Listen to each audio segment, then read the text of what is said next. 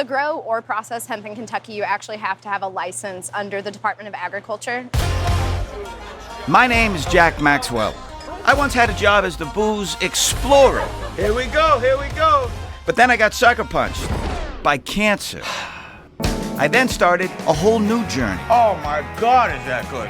The culture of cannabis. I have cancer. It doesn't have me. Come on, up on the magic bus with me, and let's hit the high road. Come along with me on this high road. Before we get too far into the weeds, so to speak, let's get some facts straight. Hemp and marijuana are both forms of the cannabis plant. Hemp primarily produces CBD, marijuana, THC, the psychoactive ingredient that gets you high. Marijuana can have up to 30% THC, while hemp has less than 0.3%. Marijuana plants are bushier with broader leaves, while hemp is leaner with shinier leaves. At one point, hemp was so important to our country that Virginia passed a law requiring all landowners to grow hemp on their land. In 1970, the Controlled Substances Act classified all cannabis, including hemp, as a Schedule I drug. The Farm Bill of 2018 finally distinguished hemp from marijuana for the first time. States are now free to cultivate hemp again as long as it has less than 0.3% THC.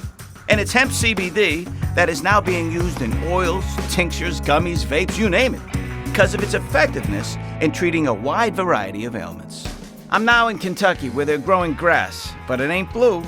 The green grass of home is hemp. Welcome to our old Kentucky home. This is Kirsten and Alyssa, known in these parts as the Kentucky Hempsters. It smells so rich. They're native Kentuckians and know how important hemp is to the farmers here in the Bluegrass State. I can't tell the difference because this is hemp, right? It is. And hemp is different than marijuana, but they're both cannabis, yeah? They are. They're cousins. So in the day then, how did they know? For instance, they come up to this and say, oh yeah, sure. Let's make that into a rope. And this one over here will smoke. How did they know? They don't. That's why it's a regulated program.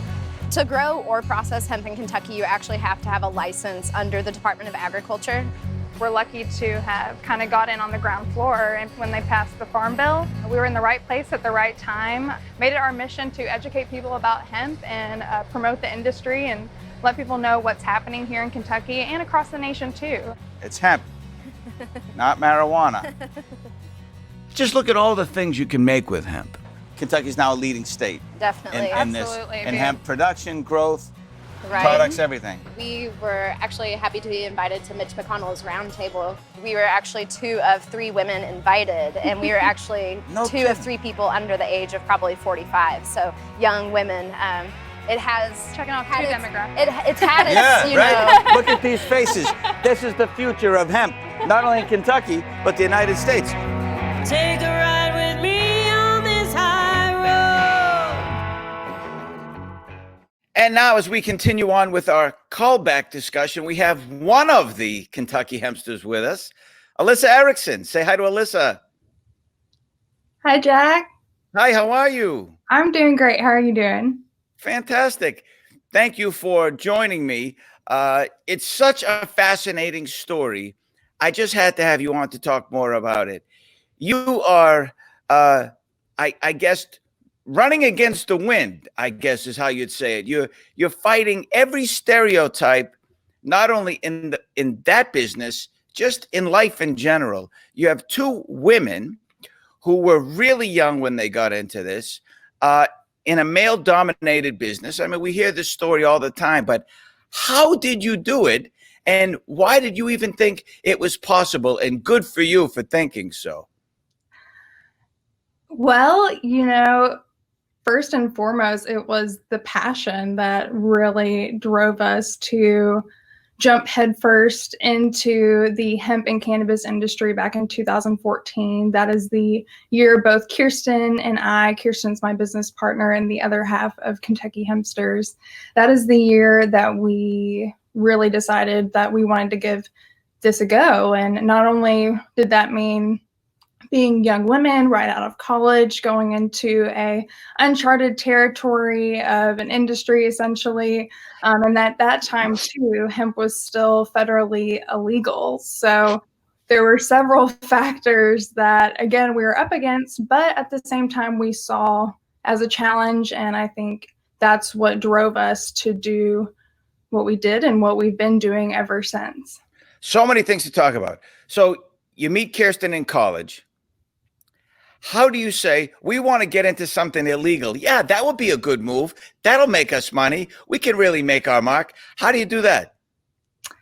Well, I don't think we could have done, again, all of this if it wasn't for our love and just general interest in cannabis and the plant and its potential, not only medicinally, but industrially. And I think that's where we saw a ton of potential. And again, it was Kentucky's history that I think we might have mentioned that in our interview. And if we didn't, we should have, because we mention it all the time. But, you know, Kentucky was the #1 hemp producing state in the nation for nearly 200 years.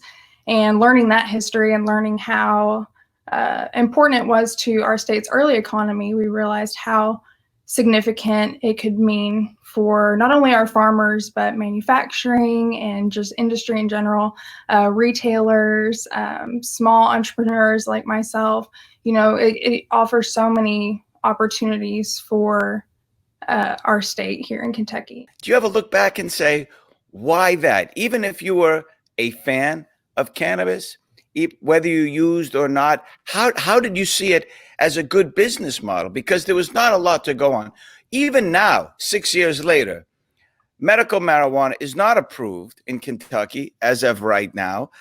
Hemp is not federally prohibited anymore. And of course, Kentucky, as you say, is getting back to their roots, so to speak, and now growing hemp. I mean, good for you. You had so much confidence. I just want to know where it all came from. Well, so my background is public relations and communications. And for me personally, hemp was kind of this really great PR project because, again, learning its history and how significant and important it was to our state and the reputation that it had gained over the past 70 years or so. Again, it was up until World War II. It was such a integral part of our state's agricultural and manufacturing economy. That was kind of the foundation for what I felt could be a PR project to bring hemp back to Kentucky, back to our country, and to be a part of changing the laws that would actually allow that to happen. So not only changing the stigma through education and advocating on behalf of hemp, but really going a step farther by changing the laws and working with our representatives to bring hemp back to our state, essentially. So for me, the opportunity was the challenge, and it's kind of continued to be that ever since. There are continuous challenges that are taking place. Hemp has been federally declassified from the list of controlled substances, which is great, but there are still so many steps that need to be taken to really secure the markets and the opportunities for hemp going forward. So you're clearly the Kentucky Hempsters. You only deal with the legal side of it, of course. And as we saw in the segment, you turned it into so many different things. But how is it working now in the age of COVID? How has that changed what you do and how you do it? It has been an adjustment. The good thing is, as an entrepreneur in a ever-changing industry that, again, day to day, we're constantly trying to figure out how to keep going and how to keep afloat in the industry. So for us, we used to do a lot of events and activities to get the public involved and to educate people, and we haven't been able to do that. So again, it's just another challenge that we are willing to jump in and try and overcome. I don't think anything could stop you at this point. So Kentucky would certainly be considered a red state, almost as red as it gets, I would say. Senate Majority Leader Mitch McConnell has been in the Senate 35 years representing Kentucky, and you were at an event with him. How do you convince someone who's on the other side of the spectrum, certainly age-wise, gender-wise, he's politically savvy. How do you get a meeting with him and say, hey, here's what we're advocating for. has to be a little intimidating. The first time it definitely was. I think it was back in 2017. It was one of the first ones when he and other congressmen were ready to move forward, representatives, with the federal legislation. So we ended up at a private roundtable with Senator McConnell, and Kirsten and I were, I think, hands down, the two youngest people there by far. We were one of 3 women who were invited. Now, there were a couple other employees from the Department of Agriculture, but hemp is a bipartisan issue. So Kirsten and I, we are Democrat, and I don't know if you can see I'm on this side, a Bernie Sanders sticker in the background here, but that is the beauty of hemp, and that is the beauty of this industry, because it's not only, for the red states, it's great because it's economically going to bring jobs and new money and new industry and new markets. And then for, people like myself, it's more about the environmental impacts and sustainability and new products that are better for our bodies and our health. And in many ways, those overlap as well. So it checks off many marks on both sides. When I was a little kid, I had this recurring nightmare that I would open the door to my apartment in the projects, and there was all these characters that I was scared of, like Boris and Natasha from Bullwinkle, different villains from Batman or what have you. And I never understood where my people were, my family, my friends. It had to be like that. You're in there with Mitch McConnell, who is certainly as far right as they come. And he's older, let's say, to be nice. And he's a man, and you're a Democrat. You couldn't be more fish out of water. How do you handle that? With a lot of laughter. I think that is several people have asked, what's he like in person and what is it like meeting with him? And the last meeting we had was at the beginning of the year, but it was good. It wasn't the first time we met him, so we were pretty comfortable with that. We actually went to the Capitol building, and it was beautiful, and his time was appreciated, and he talked with us just about his want for the fiber industry to really develop and for there to be new markets and new industries, and that, they're trying to work with the FDA to get the CBD regulation down. But right now, everything's, again, kind of just held up with other priorities, which unfortunately I do understand. So you're the Kentucky Hempsters. Do you see cannabis becoming legal in Kentucky or not prohibited? There is a distinction.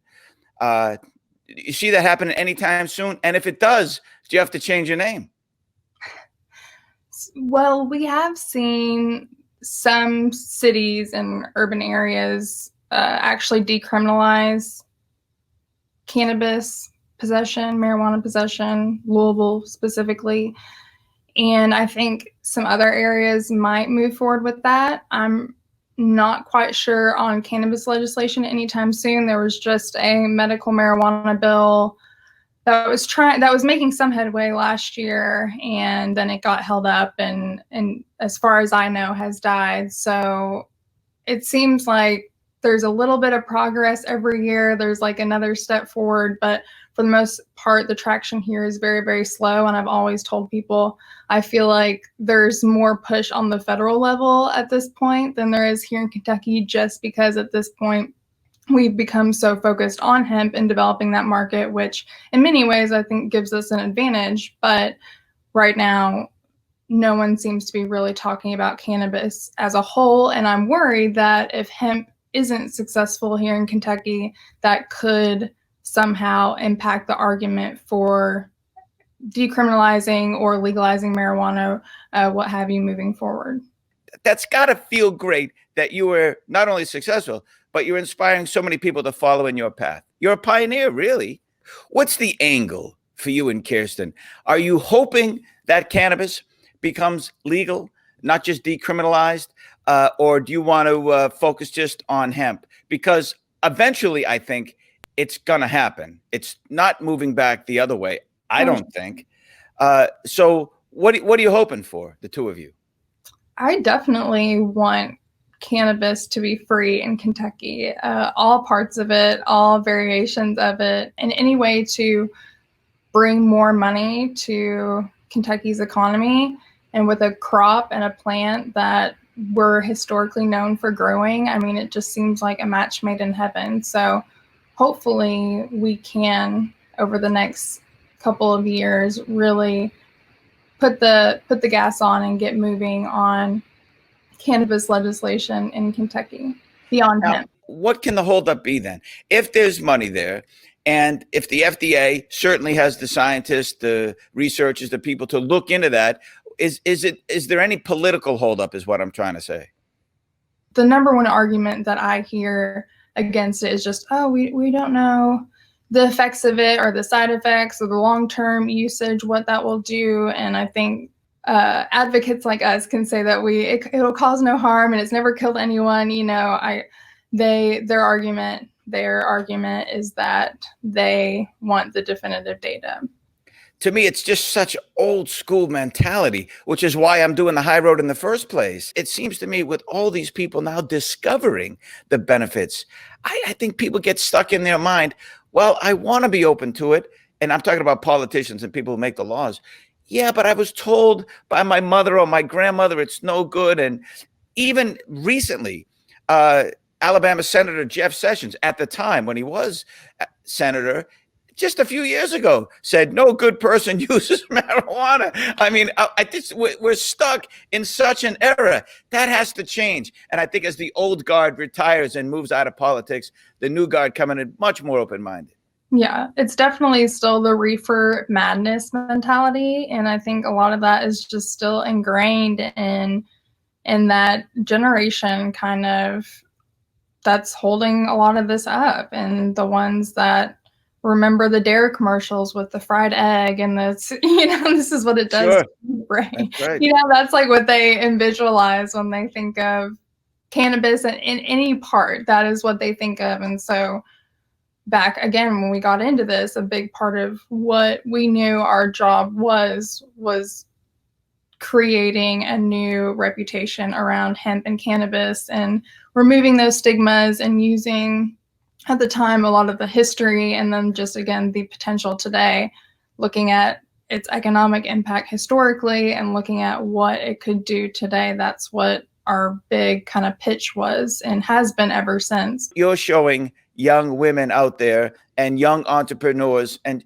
just people all over what's possible when you put your mind to it. Again, because you have so many factors that could conceivably get in your way, and you just broke through all walls and every glass ceiling there is. Good for the both of you. Congratulations. Thank you. And we're so grateful to you for having us on your show and letting us be a part of it and letting us share our story and Kentucky's story. And we look forward to your continued efforts to promote the plant and all its potential as well. Oh, now you sound like a politician. You're buttering me up. No, what? Good for you. All right, I'll come back and visit you both again. Give my best to Kirsten, and I'll talk to you soon, okay? Take care. Thanks, Alyssa. Bye-bye. That's Alyssa Erickson, one half of the Kentucky Hempsters. What a great story. Thanks for joining me. I'll see you next time right here on the High Road.